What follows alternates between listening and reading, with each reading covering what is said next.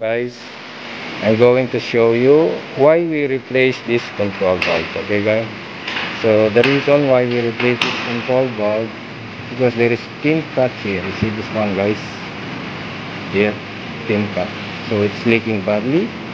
And there is another one here, this one, there is already a hole inside. Okay, so come and join me. We are going to replace this control valve with new one. Okay guys, follow me.